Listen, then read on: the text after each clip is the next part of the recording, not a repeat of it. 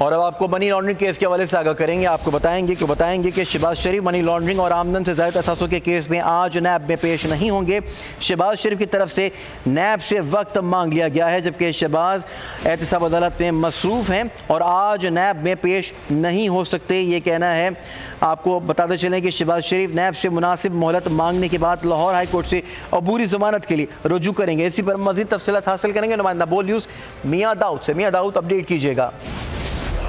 जी बिल्कुल, साबिक़ वज़ीर-ए-आला पंजाब शहबाज शरीफ को आज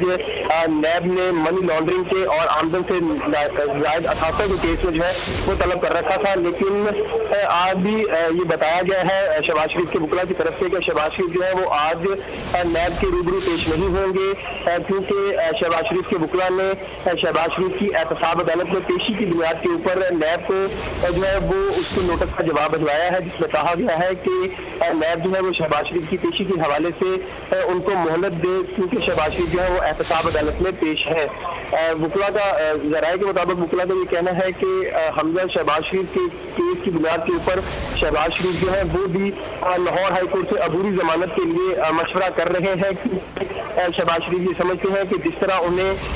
साफान केस में बुलाकर आशियाना केस में नैब ने गिरफ्तार किया, इसलिए उन्हें खदशा है कि नैब जो है वो उनको मनी लॉन्ड्रिंग के और आमदन से ज़्यादा साफा केस में जो है वो तलब करके किसी और मुकदमे में गिरफ्तार कर लेगा। लिहाजा अब वो ये चाहते हैं कि पहले अबूरी जमानत के मामले के ऊपर अपने वकील से हतमी मुशावरत की जाए, उसके बाद नैब में जो है वो पेश हुआ जाए। इस वक्त ज़राए का कहना है कि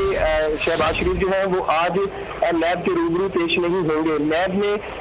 शहबाज शरीफ को मनी लॉन्ड्रिंग के केस में और आमदन से ज़्यादा असासे बनाने के केस में आज तलब कर रखा था, लेकिन आज एहतसाब अदालत में पेशी की बुनियाद के ऊपर शहबाज शरीफ के वकील की तरफ से